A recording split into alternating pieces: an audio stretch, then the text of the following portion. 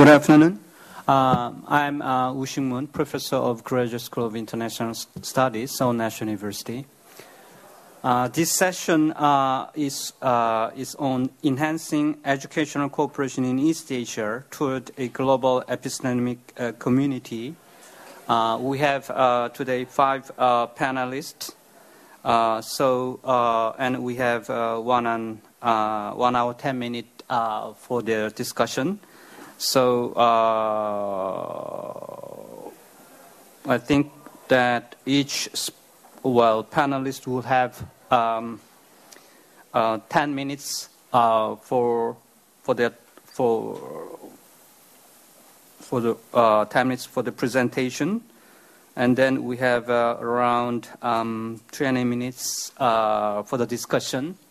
So first, let me invite Professor C.A. Tower, Associate Professor, School of English and International Studies, Beijing Foreign Studies University.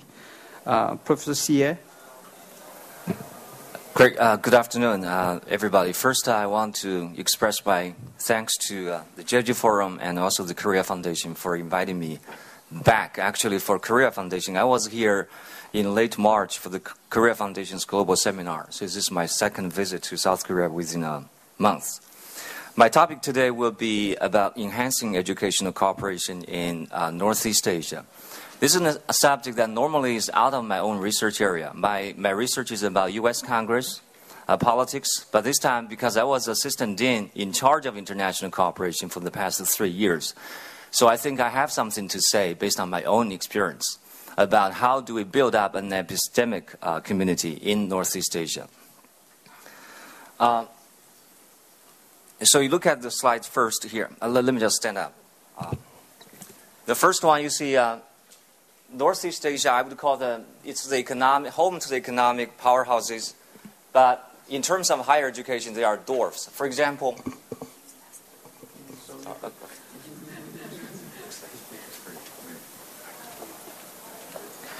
so Northeast Asia is home to China, Japan, the Republic of Korea, respectively the world's second, third largest, and 15th largest economy.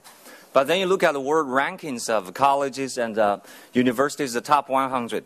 You'll notice that this region really lags far behind North America and Europe.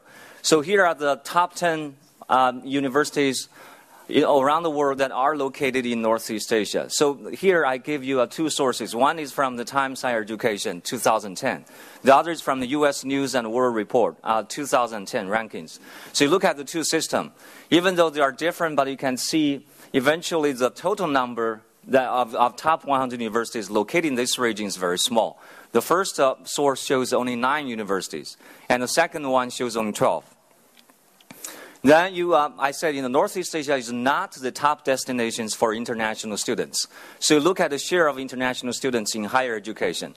In 2000, United States has the second largest, third largest, after European Union and other. Of course, the other is a 2 big category. Then in 2006, United States dropped down to 20%, and the European Union increased a little bit. But these 2 charts show that Asia is not the top destination for international students. And then U.S. is the top destination for Northeast Asian students. You look at China, number 1. In 2010, China has about 127,000 students studying in the United States. The third one is South Korea. And the last one is Japan. Japan has about 25,000 students studying in the United States. Now, Northeast Asia, again, not the top destinations for U.S. students. You look at here, the top destination for U.S. students is United Kingdom, which is understandable, and then Italy, Spain, France. Mostly it's Western Europe. China is the only country among the 3 that is ranked in the top 10, I believe. China is ranked number 5th, and Japan is ranked 11th. So in terms of attracting U.S. students coming to study here. And then flow of students within Northeast Asia. We look at international students in China from North Korea and Japan. You see, this is from the Korea Times. In 2009, there are close to 70,000 Korean students in China. And then about Japanese students, only 16,000. This is a very small number compared with many other countries. Now look at international students in Japan. Chinese students, the largest number, 86,000. This takes up about 60% of total international students in Japan. Korean students, very small, about 1/4 of the size of Chinese students. Now, about Chinese students studying in South Korea. According to 2010 number, this is close to 60,000 Chinese students, accounting for 70% of international students studying in South Korea. Okay. Next, let's look at the collaborative research among the three countries, China, Japan, and South Korea. This is a SCI, Science Citation Index, listed collaborative research articles among the three countries between 1995 and 2006. Look at here, Sino-Japan, this is a pretty large number, especially look at 2006, it's 2,380. And then you look at Sino-Korea, this is much, much smaller, drops down significantly down to 700. And then you look at Sino-Japan and Korea, meaning the three country scientists working together. That is even much smaller, only a very, very small fraction of the total number of collaborative research. Next, we look at another area, that's SSCI, Social Science Citation Index. This shows collaboration between the three countries. You look at Sino-Japan is 28, Sino-Korea 19.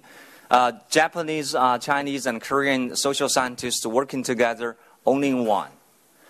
So if you compare this chart with the previous one, you can immediately tell that how little collaborative research there is between social scientists in the three countries.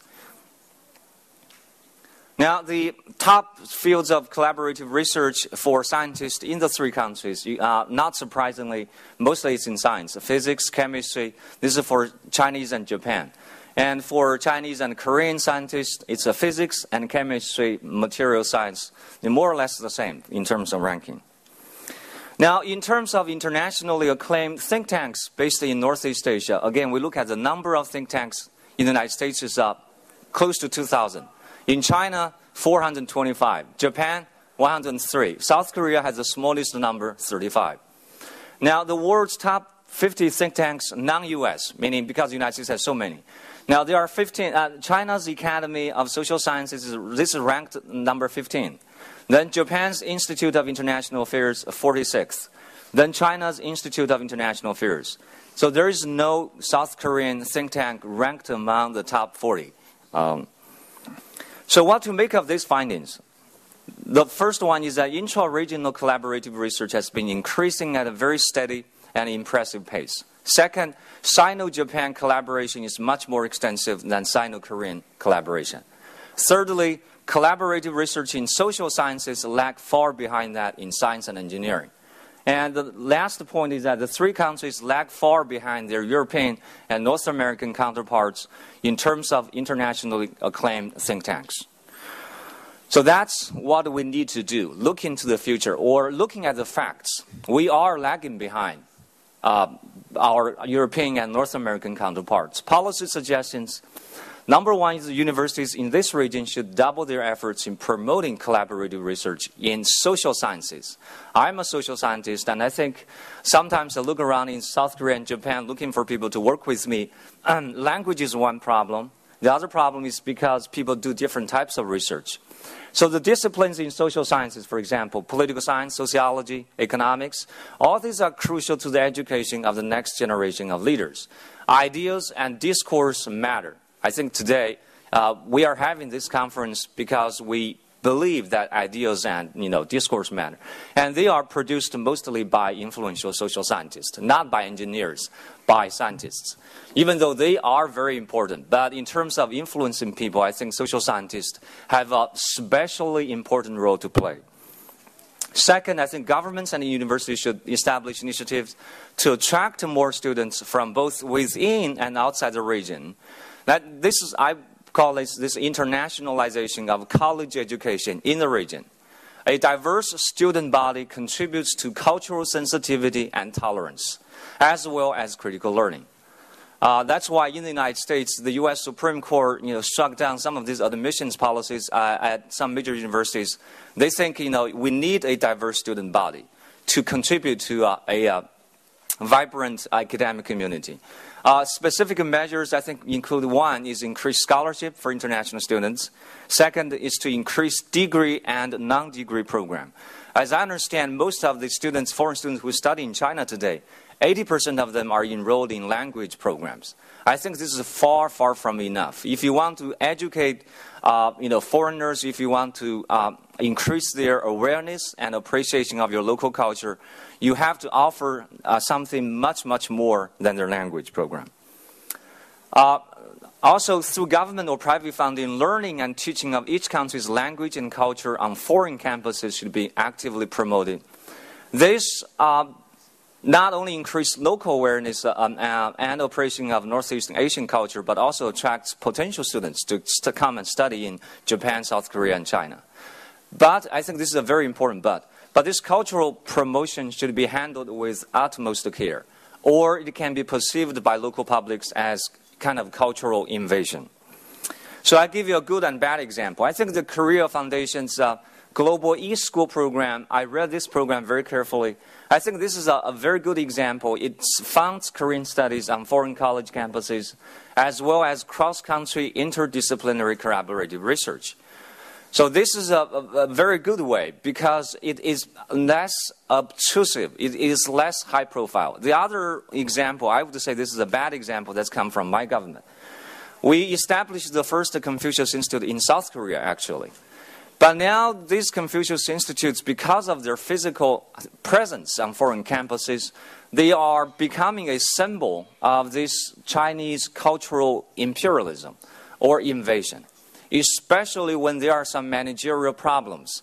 There are some conflicts or disputes between the local university and the Chinese management. And some of these newspaper blow-up stories about, how the Chinese management is perceived as, too uncooperative, too, heavy-handed, etc.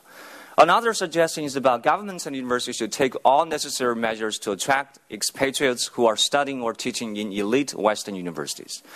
There are two main advantages. One is that they can teach and publish in English. Second, they are at the forefront of advanced research. Thirdly, unlike foreign faculty, they have little difficulty. I would say no difficulty at all. But they will have little difficulty compared with foreigners adapting to their home culture. I think this is the final point. Since the quality of think tanks depend heavily on the quality of education, academic research or policy research. So I think the first step in building up influential, Northeast Asia-based think tanks is to improve higher education in this area, in particular, PhD education. Producing innovative and visionary researchers. Like today within China, we have a very fierce debate about what's going wrong with China's PhD education. We produce the largest number of PhDs today in the world. We have more institutions conferring PhD degrees than the United States. But the quality of PhD education in China is widely acknowledged as too insufficient, too bad, and some of these times these professors are corrupted, abusive, etc.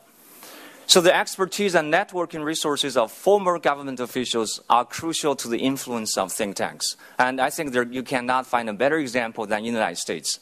So competent and committed formal officials should be actively recruited into think tanks. I put these two words there deliberately. We need competent government officials. We also need committed government officials, not ones just get paid on a think tank because I used to work for the government. Okay.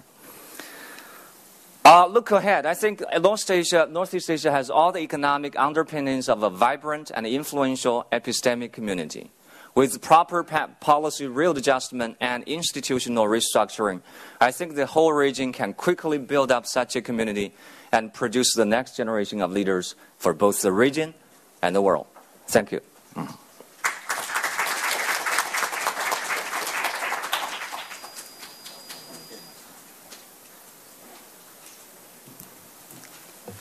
Thank you, Professor Xie, for a very interesting and concise presentation on the academic collaboration in Northeast Asia. And now I'd like to invite second panelist, Professor John Duncan.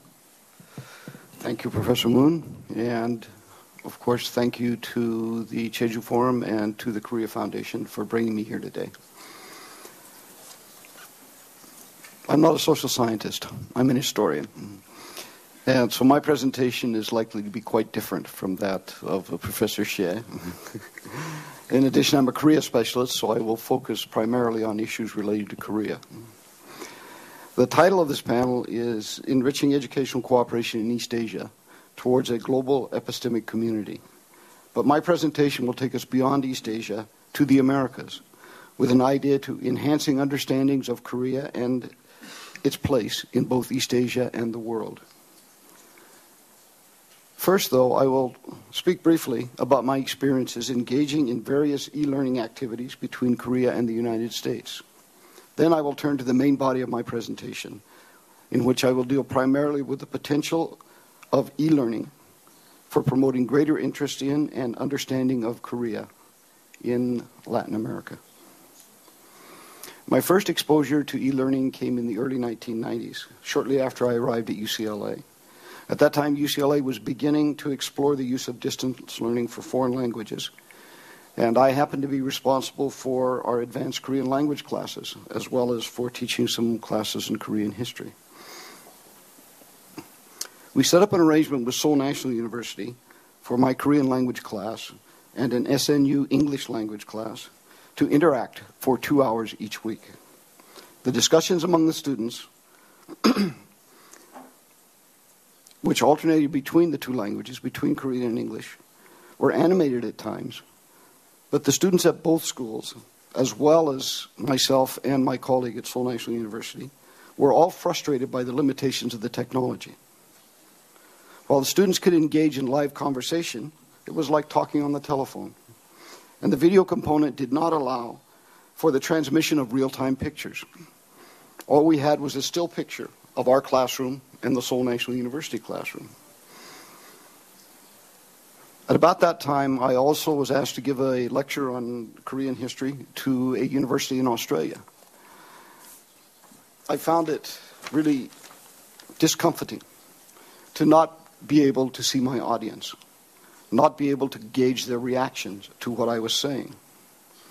So those kinds of technical limitations, in addition to the time differences between Los Angeles on the one hand and Korea or Australia on the other, time differences that required us to be on campus late in the evening and required our counterparts over here to be on campus very early in the morning, led me to conclude that e-learning had not yet developed to the point where it would be worth my time and effort.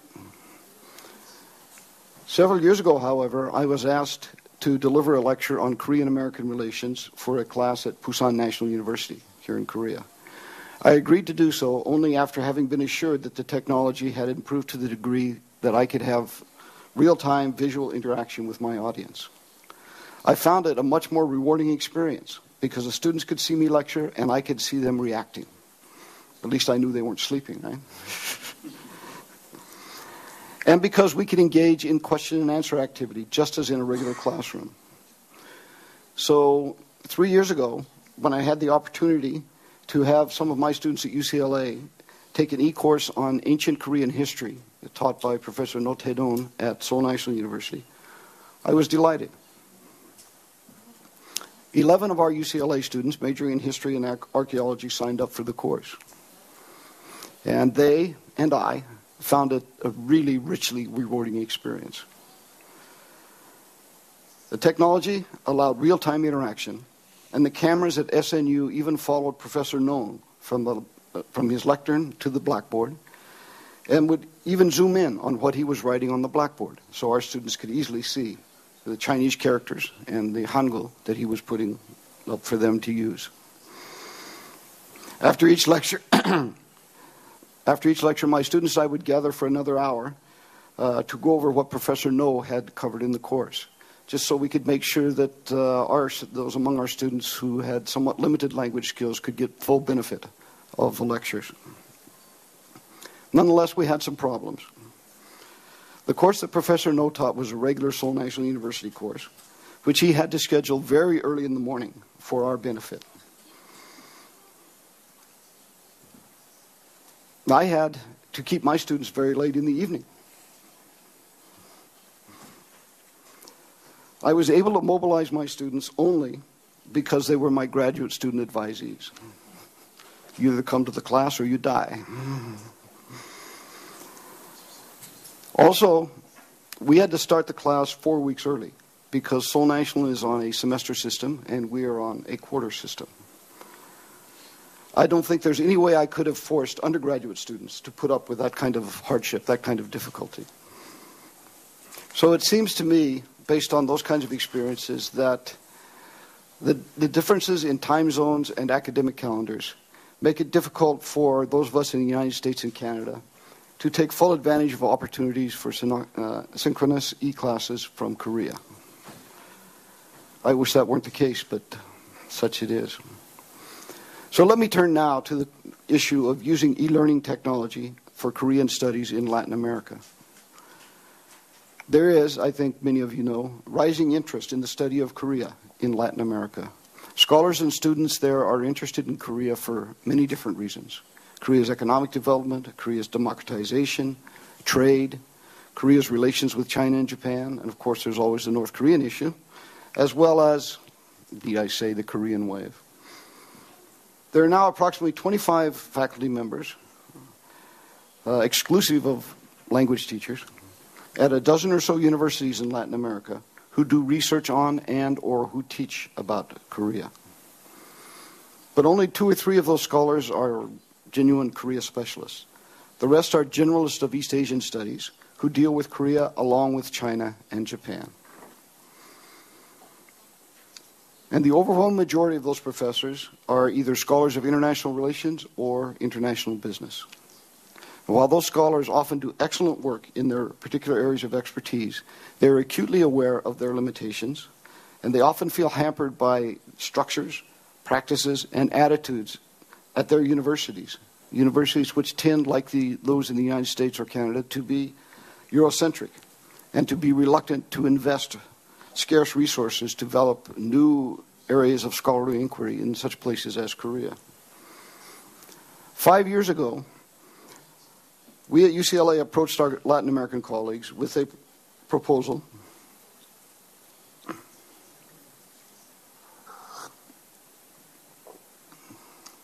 to create a program funded, by the way, by the Academy of Korean Studies here in Korea, intended to enhance the study of Korea in Latin America. And we got a very positive response. Working together with our colleagues in Latin America, we designed and implemented a program that featured, among other things, UCLA faculty going to Latin American countries to give lectures on Korea, or even to give intensive courses. Latin American faculty coming to UCLA to teach courses in areas where we at UCLA did not have expertise. Latin American students coming to UCLA to take courses in Korean studies, and joint research projects involving scholars from both continents. This program has been immensely rewarding for all of us, and I dare say, has contributed to the growth of interest in Korean studies in Latin America, particularly among the student population. But it has its limitations. It provides extraordinary opportunities for a small number, to be precise, 8 students, from Latin America to engage in the intensive study of Korea at UCLA each year. And it affords excellent opportunities for scholars in both the Americas, that is both North America and South America, to collaborate closely on research projects of common interest. But it does not reach large numbers of students, except for the occasional single-shot lectures that UCLA faculty give while on tour in Latin America. We need to find a way to reach more students and to develop a more systematic program of education. So when I was worrying about this, I learned about the Korea Foundation's new e-school initiative. I said, this is great. I discussed the desirability of such a program in the Americas with my colleagues in Argentina, Brazil, Chile, and Mexico. The response from them was overwhelmingly positive. The faculty there are interested, as you can imagine, in e-courses in history and other areas where they do not have expertise. But they are also interested in social science e-courses that will enhance their own offerings in such fields as international relations or political science. Some of the universities there are interested in large undergraduate lecture courses which will fulfill requirements for their departmental majors. Other universities are interested in graduate courses to help them develop substantial MA and PhD programs on Korea. The demand is there. The interest is there. However, as my experience in e-learning between Korea and the United States suggests, the difference in time zones will make it difficult for us to use Korean universities to provide the courses for Latin America. That means the most logical choice, at least in terms of logistics, will be Korean studies programs in the United States or Canada. Even that will present some problems. The time zone differences are not great, typically 2 to 4 hours. But there will be issues in coordinating academic calendars and in finding scholars with both the relevant expertise and the time to provide the courses. There are other technical issues related to the actual conduct of the courses. They include such questions as adjusting to the English language capabilities of Latin American students, determining best how to design course websites, how to handle the submission of homework and paper assignments, and, of course, deciding how to administer final examinations. It also seems important to me to provide for follow-up intensive workshops, perhaps in Latin America, perhaps in the United States or Canada, or perhaps in Korea, although the expenses for such workshops will be high. These, however, I think are relatively minor issues that should not prove to be insurmountable. The larger problem, it seems to me, is to ensure that Latin American universities, scholars, and students will invest themselves in the program over the long run. Here, in my view, the biggest issue is to structure and conduct the program in a way that does not simply impose Korean and US or Canadian views on Latin American students.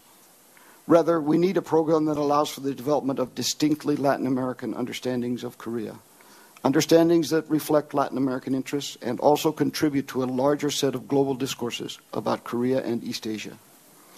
Steps in that direction might include forming an executive committee made up primarily of Latin American scholars to determine the shape and the direction of the program, allowing Latin American universities to choose courses and lecturers, and encouraging Latin American scholars with substantial expertise on Korea to develop their own e-courses for other Latin American universities.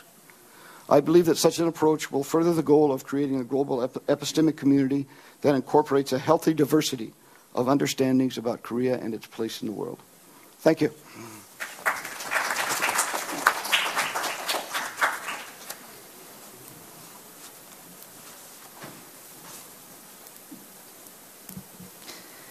Thank you, Professor Duncan, for this presentation on Korean studies, which is quite interesting. And now I'd like to invite our third panelist, Professor Christine Lee, Professor of Waseda University. Good afternoon. My name is Maji Christine Lee, and I am currently a professor at Waseda University. And the Waseda University has established the School of International Liberal Studies back in the year 2004. I am hired by them 3 years ago. Prior to joining Waseda University, I was teaching Korean and Korea-related studies at Portland State University, which is located in Portland, Oregon. Today, I'm going to talk about the three different issues today. Number one, it's the unique challenge of Korean studies in Japan, especially in higher education. Language, when it comes to the Korean language, how do you identify Korean language? Korean language is identified in two ways, Chosengo and Kankokugo. And right now at Waseda, it is identified as Chosengo. And why? Not because that it is that there are a lot of pro-Korean scholars, but because that is considered as an academic tradition. Nonetheless, I think this has to be changed because there are a lot of misunderstandings when it comes to representing Korean language as a Chosengo, which is nobody really says Chosengo nowadays in South Korea. I mean, as you know, there are about 600,000 ethnic Koreans living in Japan. What I mean by ethnic Koreans are that they still have their nationality as either South Korean or North Korea. They either have, for those who are like Mindan affiliated ethnic Koreans, would be identified as Zainichi Kankokujin, and those who are affiliated to pro-North Korean community would be identified as Zainichi Chosenjin, and they are the ones who would likely to have North Korean passport and go back and forth in North Korea. At SEALS, which is an acronym for School of International Liberal Studies at Waseda, there are about 80 Korean students, including ethnic Korean students living in Japan. They're either the fourth or fifth generation Korean students. And at Waseda University, overall, as of year 2011, we have about 700 students taking Korean language. Nonetheless, they're identified as they're learning Chosengo instead of Kankokugo, and I think that really has to be remedied. But you know, I think it has been. It's a kind of system. So I think the e-course that we just started, it is very at the initial stage, but I think it's very significant to properly introduce the differences between the South Korea and North Korea, because for majority of the Japanese living in Japan would be sort of would usually associate Korea as Chosen, North Korea as Kita Chosen, and Korea as just Kankoku. Okay, so the bifurcated academia is still going on. So there are, North Korean led, pro-North Korean community-led community is academic community is called the Chosen-gakkai. That's the academic institute or academic Japanese conference on Korean studies. So Korean studies is usually identified as Chosen-gaku. Okay, so what's the significance of the e-course on Korea by Korea Foundation? I think it is, this is what I sort of came up with an analogy. Although it is a small start, I think it's very significant, especially for those who attended pro-North Korean high school, the graduate of Chosen-gaku. And they are the ones who wear like white shirt, chimajogori. That's how they identify themselves, wearing chimajogori. And there is so much a stigma sort of attached to the Zainichi Chosenjin and Zainichi Kankokjin. So much for the Zainichi Chosenjin. Usually they're bullied because of the dress. It's so conspicuously can be identified. So and some because I'm also Associate Dean of Student Affairs, I see like students who are the graduate of Chosenjin Gakko, and they have like a huge conflict between their parents. The parents, they're the believer of the North Korea, and they wear this what they call Kim Il-sung kind of badge. So they're the really promoters of North Korea. And here, this is the 21st century, and people say, are you out of your mind? I mean, are there still people like that? Yes, there are.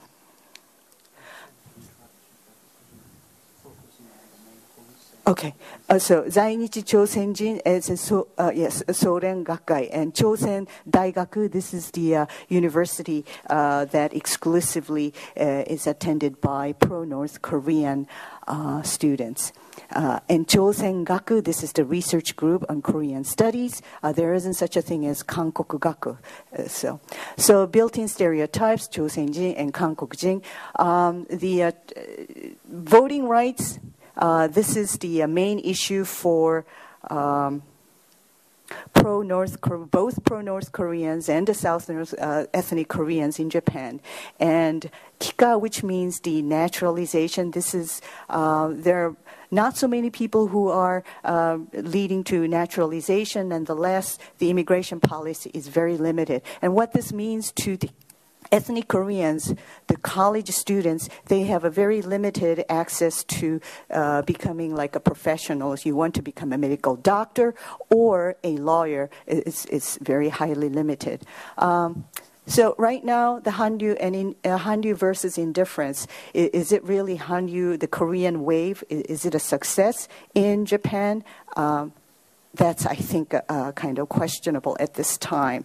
So minorities in Japan, there are also burakumin, and comparing the minority rights and how they sort of educate, focus on their rights vis-a-vis the ethnic Koreans, divided ethnic Koreans would be very much the significance of introducing e-course on campus at Waseda. So in order to build toward a constructive relationship, I think searching for win-win knowledge is, I think, what it truly means by epistemic community. Thank you so much for inviting me to have this kind of opportunity to present on e-course at Waseda. Thank you again. Thank you very much for your cooperation anyway. Now I'll ask Ms. Choi Hyun-sun, Director Korean in charge of the Korean Studies at the Korea Foundation, to speak for 10 minutes. Less than 10 minutes, please. Yeah. What's that? I'll do very fast.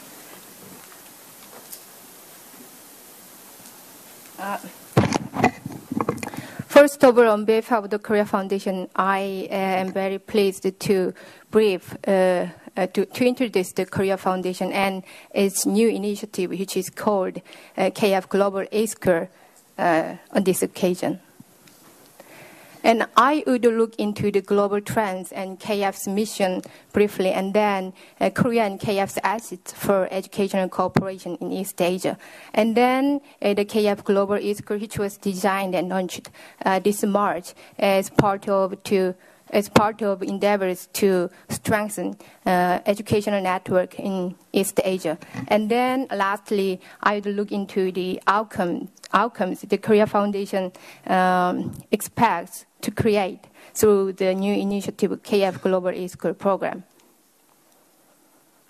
These days, the global trend in this soft power, and more emphasis has been placed on soft power than hard power. And the major components of soft power might be the knowledge power. And when dealing with regional cooperation issues, in general, I think the economic and political issues comes before cultural and humanitarian issues. But I think the educational issues are the fundamental infrastructure on the basis of which all the other, whatever type of collaboration can be built up. So the Korea Foundation has identified the development of human resources for international exchanges is quite crucial for building up the regional and global collaboration. And the key of the nurturing of next generation global professionals with Asian values, and at the same time global perspectives will be the key to to build up the educational cooperation, not only in East Asia, but in the broader global international community. One of the most representative assets the Korea can accumulate it in terms of knowledge production and knowledge sharing are the political and economic development. These two factors are the political democratization, as mentioned before, and at the same time the economic modernization. So we at the Korea Foundation think that these two factors can be utilized as benchmarking cases for other countries in East Asia. And today's society, the major characteristics of today's society is network society, and in particular the Korea, the networking, IT information networking is highly developed. The Korea Foundation intends to serve as a platform for the promotion of academic networking and thereby to build up effective collaboration in education and research. So to carry out these listed 5 objectives, the Korea Foundation launched the KF Global eSchool. And the most important objective the Korea Foundation think is to nurture future generations of Korean studies scholars. To look into the KF Global eSchool program, the academic fields include all the subjects in the social sciences as well as humanities. And the curriculum, the Korean professors or overseas foreign professors will develop or are developing will be focused on Korea from an objective comparativist perspective. And the lecturers will be Korean professors or either Korean professors or foreign professors in Korea or abroad. Where they are residing is not a matter. And the education and the teaching language and the medium language of education will be mainly English, but in the cases of Korean language and culture, the Korean language will be more efficient. So the KF Global eSchool program is mainly targeted to East Asia, but the Korea Foundation does not exclude any region from this program. As mentioned by Professor Boswell, the regional blocks can form a consortium to share their knowledge. The KF Global eSchool, under the KF Global eSchool, the regular courses related to Korea will be offered for at least 14 or up to 16 weeks. And then as the KF Global eSchool program is basically the online real-time regular courses programs in Korean studies, there might be big obstacles particularly in terms of physical distance and the online communications. So to overcome these limitations, the Korea Foundation thinks that the intensive face-to-face workshops and seminars will be complemented to the compensated for the real-time online lectures. And what I think the one-time academic event are not very helpful for solid academic cooperation. So the Korea Foundation will identify the students with high achievement. So they will be invited either to Korea or to a third country of their preference to further their studies. One of the most important things for the universities in Korea and other universities in East Asian region will be the scope of the Korea Foundation support. The Korea Foundation support will include expenses related to course offerings and also curriculum development and the whatever type of offline activities such as workshops and seminars. And in addition to these support, the Korea Foundation will also extend its support through existing support programs, which are Korean language training program, graduate studies fellowship, and field research fellowship. And finally, lastly, the desired outcome will be to enhance international academic cooperation through strengthened network and to nurture Koreanists, specialists, and professionals who will bridge Korea and other countries in East Asia. And thereby, in doing so, I think the Korea Foundation can build up an epistemic community in which all the regional or global issues can be tackled efficiently. Thank you.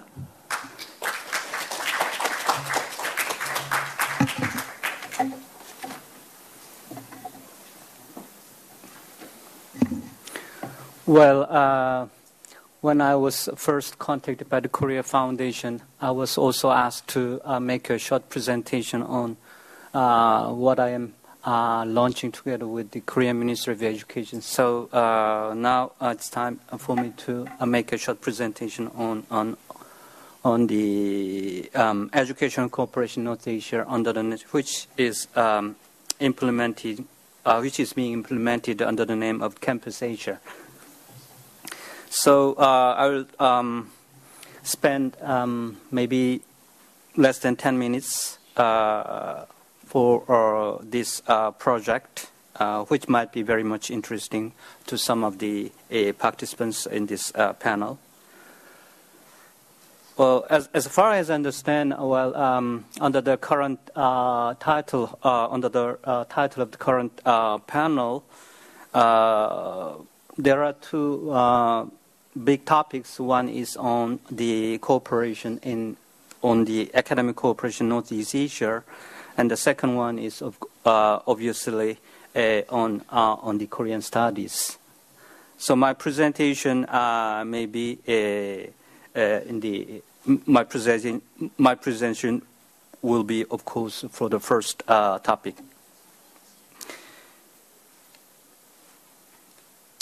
So just because I do not have much time to explain it, let me just briefly mention that three governments in Northeast Asia, Korea, Japan, China, decided to launch a higher education student mobility program under the name of Campus Asia. Campus means collective action in student mobility in Northeast Asia, something like, which was coined by the government officials in our Ministry of Education. And so I'll just skip the current situation for the student mobility, but people in this region might have the impression that there are quite very important student mobility among the three Northeastern countries, and probably could have some data, but this is more or less due to the fact that there are more and more Chinese students going abroad, and there are more and more Chinese students coming to Korea and Japan and so on. So this might camouflage the fact that there was no intense collaboration among top universities in North Korea. For instance, I'll just show the case of the Seoul National University, to which I belong. And as some of you might know, that there is quite close collaboration among Seoul National University, Tokyo University, and for instance, and Peking University. But this is actually the result for the student exchange among these top three universities in Northeast Asia. As you see, for instance, just one or two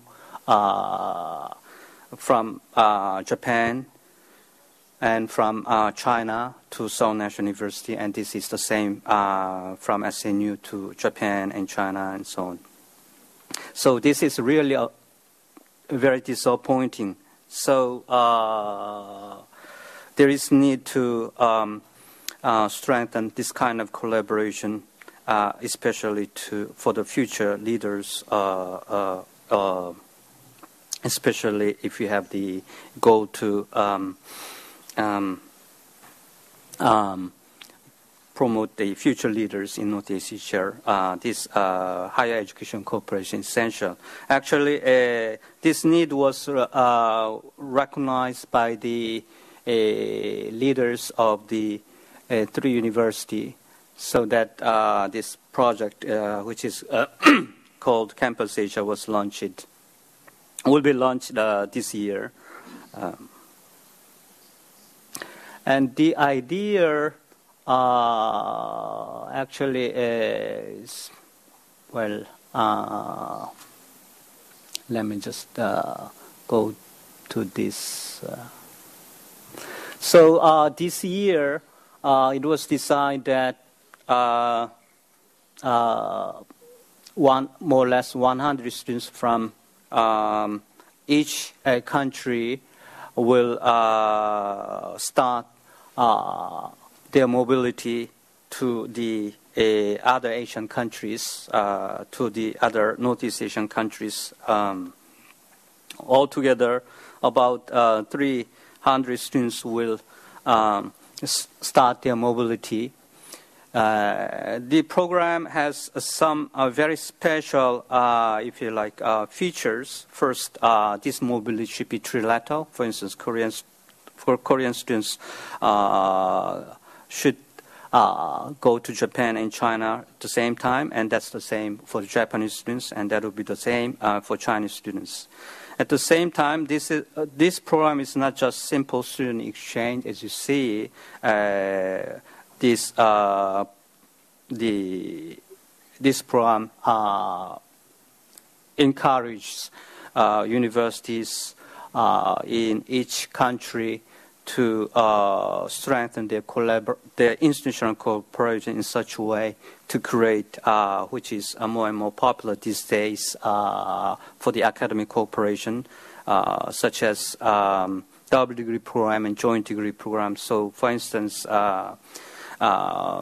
eventually this initiative is intended to create an Asian double degree or Asian joint degree program in many different areas, including social science, technology, and maybe even in humanities.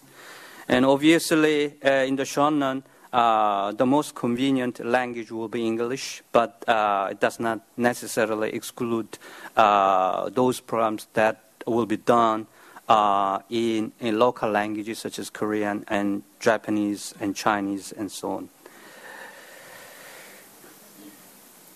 And let me just briefly finish my presentation with the perspective for these types of programs, just because now the academic collaboration among the higher education institution is not just is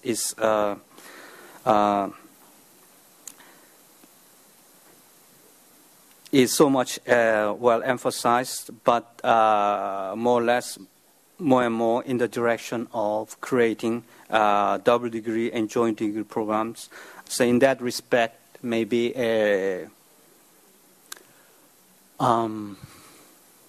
Korea is really highly appreciated by the appropriate partner, not only by Asian countries, but also outside, but also by those countries like United States. For instance,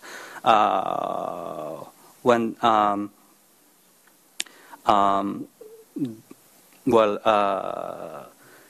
according to one study carried out by the United States specialist on education issue, most of the American universities consider Korea as one of the 5 best partners for their future collaboration in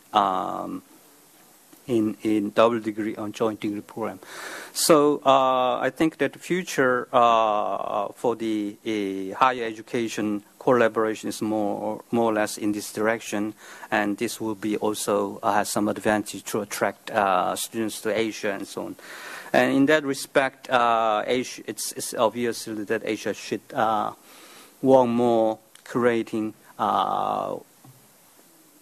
Asian degrees, or sometimes non-degree program will be fine, but more or less Asian degree programs in different areas, and Campus Asia is really in this regard. Campus Asia will be really the initiative, really the most important initiative, which is led by Korean government, Korean and Japanese Chinese government together, and all these 3 governments promised to provide the necessary support. So this is my very short presentation. Now, given that 5 panelists, including me, had their own short presentation on 2 very important topics. One is how we cooperate more in Northeast Asia. Secondly, on how we might promote Korean studies. We might have some maybe a very interesting recommendations and policies to recommend. So, for instance, but I do not think that these 2 topics are not very much separate. For instance, in Korea we have Korean Studies program, which is promoted by Korea Foundation. But in Japan, there are similar initiatives done by Japan Foundation, and even in China. There are those initiatives to create a Confucius Institute and so on. And, I'm not expert on education issues, but maybe it's a good idea to think about the collaboration among all these, institutions in charge of promoting their own, if you like, national programs, Korean studies, Japanese, and Chinese studies program, so that 3 countries have the room to work together to promote what is called East Asian studies instead of just Korean studies or Japanese studies, Chinese studies program. So if that could be done, it might be also very much interesting to the Asian, not only to the Asian countries, but also outside Asian countries, including the U.S. and so on. So now I will ask each panelist to make some short comments on these 2 topics, focusing on what should be done, especially to promote to more collaboration among Asian countries, and secondly, on how to collaborate more to promote Korean or Japanese or Chinese studies together, maybe, and so on. So if you have some comments to make, you could, or I'd like to ask each panelist in reverse order to briefly to make a very brief comments or make some suggestions and so on. And then after that, I will just take some questions or comments from the floor. Okay, so first, Mrs. Che, do you have some remarks to make? Actually, there are many obstacles we have to overcome in efficiently implementing KF Global e-school programs. But in the meantime, I remember that I forgot to introduce the Korea Foundation. So let me briefly introduce the Korea Foundation. The Korea Foundation is a non-profit organization affiliated with the Ministry of Foreign Affairs and aims to facilitate the awareness and understanding of Korea. And at the same time, it tries to foster cooperative relationship in the international community through various academic and cultural activities. And if you, at later time, if you have any questions regarding the KF Global e-school program, I think I can sincerely respond to your questions. Thank you.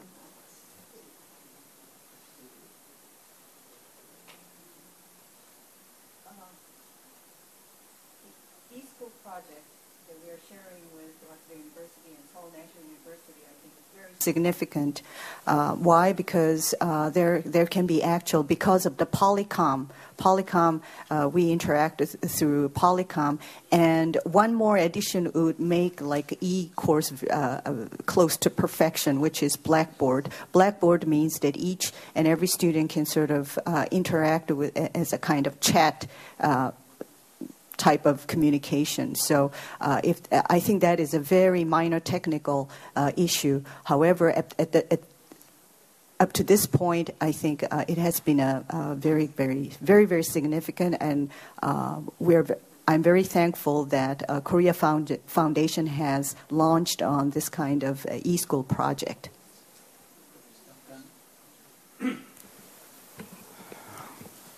Wow. Lots to react to here. I was very impressed with the Campus Asia program that Professor Moon outlined. I have a lot of sympathy for Professor Ri and the difficulties she's encountering in Japan. Of course, Ms. Che, Director Che, I think gave us a very good overview of what the Korea Foundation's program is in this area in e-school. I'd like to mention a couple of things, part related to what Professor Shea said, and partly related to my own experiences with regards to sort of overcoming the epistemic divide between Korea and the United States, for example.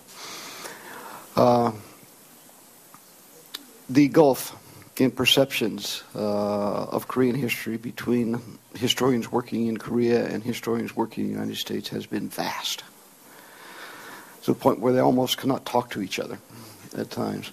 And this has worried me a lot. And so what we did at UCLA was about 15 years ago to launch a initiative where all of our PhD students in Korean history at UCLA were required to spend at least 1 year as a graduate exchange student at a university in Korea.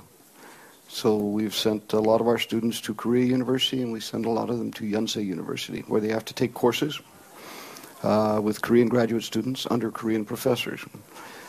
And we think that that has given our students a much better understanding of the 문제의식, the issues that Korean scholars are working with, and the conditions within which Korean scholars work. We have also received exchange students from Korea University and Yonsei University who have come to UCLA to do a year's study, taking our courses, working with our students. And we're beginning to see, I think, some of the results. We're beginning to create a less divided epistemic community. Find that younger scholars trained at UCLA and trained at Yonsei and trained at Korea University are beginning to collaborate together closely on various projects, and it's been very gratifying. And so that makes me think a bit about your problem. Your problem is a little bit different because you're concerned about how to elevate the overall quality of graduate education. But it seems to me that those kinds of formal cooperative relationships with universities outside of China may be one way to help enhance the quality of PhD education in China. Professor CA? Well, I was just rushing through the PPT, so actually the recommendations were already in the slides. I'm probably one of the few in the room that do not teach Korean, but the KF program is enormously inspiring to me. I was talking to Director Kim that I'm looking for people in South Korea and Japan to work on some research concern about North Korean issue or Northeast Asia in general. So when I saw the program, I saw a big opportunity for me to either come here to collaborate with South Korean scholars or Japanese scholars. So I think I really want to commend the Korea Foundation for doing such a great service to the academic community. That's all. Thank you. Yeah. Thank you. Let me second that. Before I'll make my own wrap-up, I'd like to invite invite some questions from the floor. So if you have some questions or remarks to make, please don't hesitate. And as far as I understand, the official language for this talk is Korean or English. So if you like, you just speak in Korean or in English, whatever. And I found out that I have a very interesting person today. In fact, in our panel, we have one Korean government official from the Ministry of Education, Mr. Lee, who is currently Deputy Director at our Ministry of Education in charge of the Campus Asia. So probably he might have some something to explain regarding Campus Asia. So, Professor, also Mr. Lee, do you have something to talk regarding Campus Asia, maybe? So, because we have this simultaneous translation, you could talk either in Korean or in English. So, maybe 2 minutes.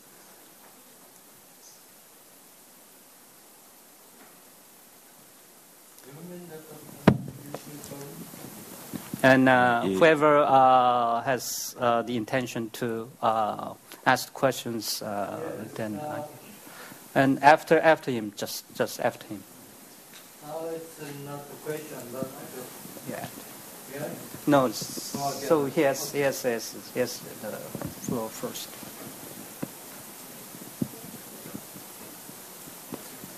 이준 먼저 하세요.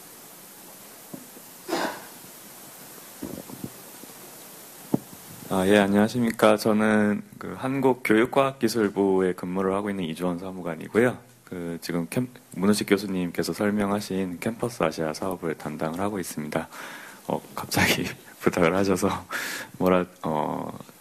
당장 드릴 말씀은 없는데, 저는 오히려 한 가지 좀 오늘 패널로 여러 전문가분들이 나오셨으니까 한 가지 여쭤보고 싶은 게 있는데, 아까 시에타오 교수님께서 대학이 특히 사회과학 분야에서 공동 협력 연구를 증진을 해야 된다고 말씀을 하셨고, 근데 그 말씀을 하시면서 이제 그런 공동 협력을 할 때 특히나 언어적인 어려움이 굉장히 크다라는 말씀을 하셨습니다.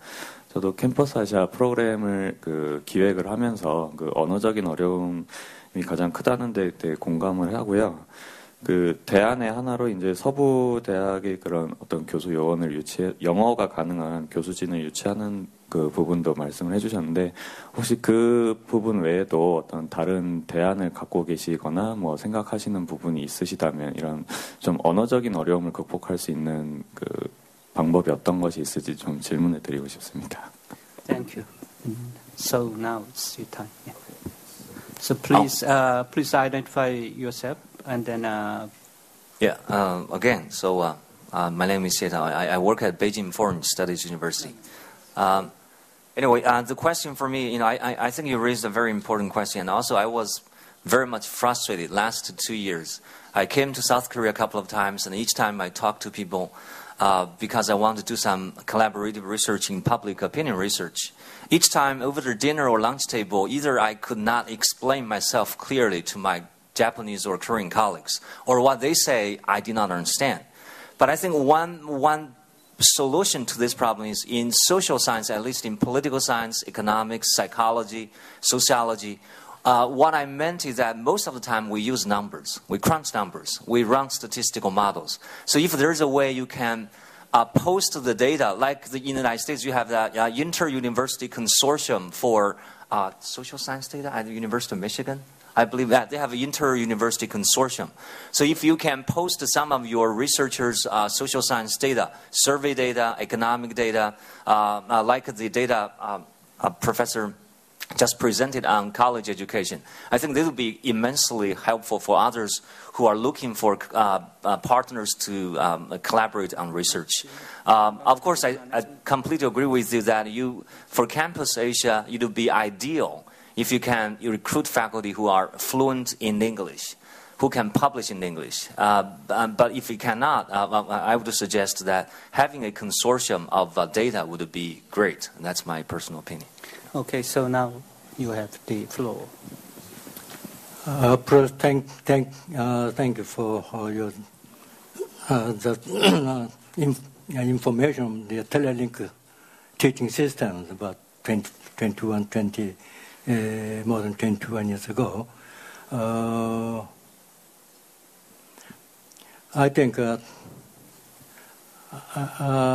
can remember that who was chancellor of the UCLA, but UCLA chancellor and myself, then president of SNU, then we created the Telelink system at the time. That's a very much primitive, but nowadays the online systems become very better.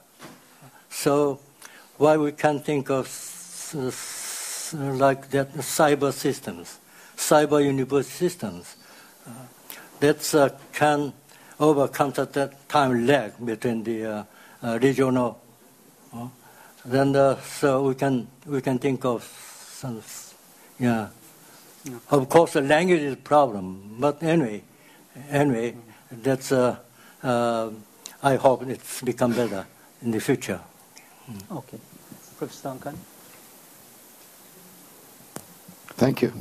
Thank you for starting the program 20-some years ago, and thank you for your suggestions. I, too, would love to see a way that we could overcome the difference in time zone. Okay, I think now it's time to wrap up this session. As said, there are two topics. The first one is on how to promote more intra-regional cooperation, not necessarily in research area, but also in student mobility. And the second topic is, of course, on Korean studies. And first, when it comes to the academic collaboration Northeast Asia, obviously, as Professor Xie has emphasized, we have to strengthen the collaboration in social science, but also it's not limited to social science, of course. And the government should strengthen the efforts to attract more students. And there are all the reasons to strengthen this cooperation, for instance, through such initiative like Campus Asia. But as said, one important barrier is the language. So maybe there might be a need. I'm just wondering whether there might be a need to spend more time and efforts in strengthening the language education, Korean, Japanese, Chinese, and so on. This is this would be very important. And when it comes to Korean studies, there are many interesting talks as well. For instance, personally, I consider the initiative UCLA to develop Korean studies in Latin America, and this is my personal opinion, but I'm just wondering whether it might be good for Korean Foundation to have, for instance, the hub and spoke approaches. For instance, given that we have limited resources, for instance, it's not easy for Korean foundation to invest again in Latin America. In that case, for instance, maybe UCLA could be a hub for the Latin American Korean studies, so that Korean studies, Korea Foundation, UCLA, and many Latin American universities could work together to promote more Korean studies abroad. And also, so I think this hub and spoke approach might be what Korea Foundation should consider very much in the future. And also, I found out that there are those areas, Korea, Japan, and China could work together to promote more East Asian studies. For instance, the e-learning or the global e-learning program launched by Korea Foundation could be done not only by Korea Foundation but also by the Japan Foundation and then the corresponding Chinese institution. And then once East Asian studies are promoted, there will be wider audience, obviously, and there will be a big impact. And also, it helps Korea, Japan, China work together in higher education area.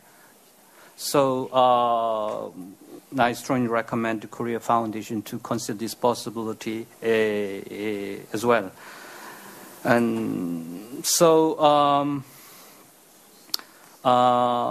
so this is the maybe this might be the suggestion I could make to Korea Foundation and maybe to Korea and to the Korean government.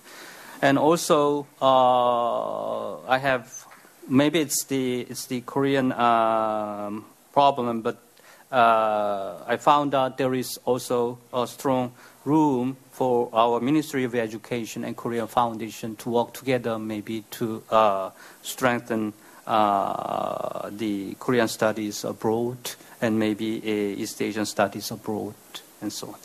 Okay, thank you, and I conclude this session. Thank you again for participating in this panel.